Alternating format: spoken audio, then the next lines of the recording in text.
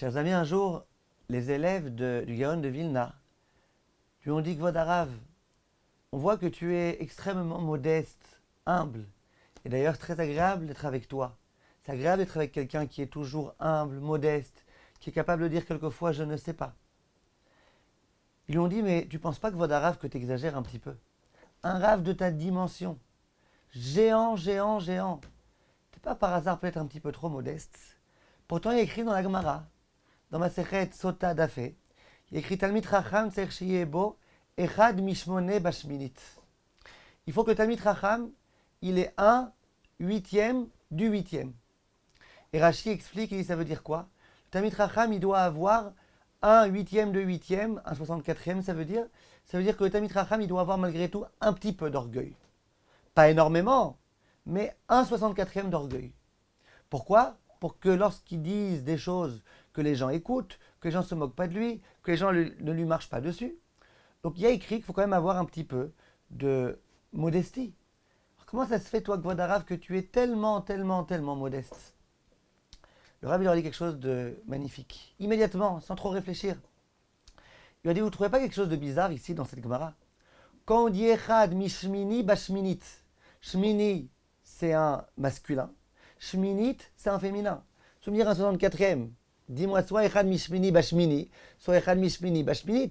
C'est quoi ce mélange-là de masculin et féminin? Il n'y a pas ici de concordance. Viens, le Rav, il leur dit, je vais vous expliquer. Il faut un huitième de la huitième. Ça veut dire quoi? C'est quoi la huitième?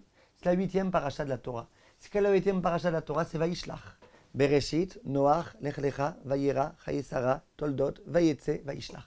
Donc la huitième, c'est la huitième paracha. Et le huitième, c'est quoi? Le huitième verset. Ouvrez la paracha de Vaishlach, comptez 8 psukim. Le huitième, c'est Katonti mikol hachasadim ou mikol haemet asher asita el avdecha. C'est Yaakov Avinu qui s'adresse à Kadosh Baruch Hu et qui lui dit, je suis tellement petit face à toutes les grandes choses que tu as fait à mon égard. Dit le Gaon de Vilna, quand on te dit qu'il faut avoir le huitième du huitième, c'est-à-dire qu'il faut être ressemblant à Yaakov, au huitième pasouk de la huitième paracha, et toujours être conscient de sa petitesse face à Kadosh Baruch Hu, de sa petitesse face à tout ce qu'on devrait être et qu'on n'est pas encore. Et donc ne me reprochez pas, s'il vous plaît, d'être trop modeste. Le Maharsha dans la Gemara, quand il veut expliquer cette Gemara, il dit Bederech Tzchot. Ça veut dire, un jour on m'a expliqué de façon un peu rigolote. C'est combien la 64e? Shmini Bashminit, c'est 64. 64 en hébreu, c'est Samer Dalet. Sad, Samer Dalet. Dit le Maharsha, on demande à l'homme, au Talmid Chacham, fais en sorte d'avoir un 64e de Gava. Ça veut dire quoi? Surtout pas un 63e. C'est quoi 63?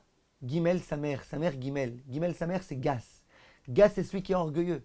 On dit au Talmid Chacham, attention, si tu n'as que un 63e de Gava, tu es déjà un grand orgueilleux.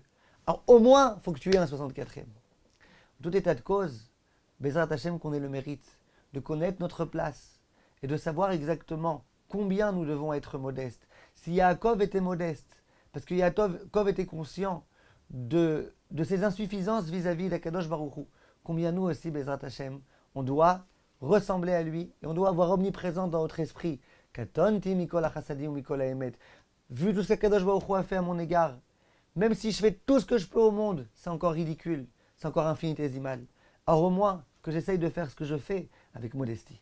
Quant à tous mes chers amis, à bientôt.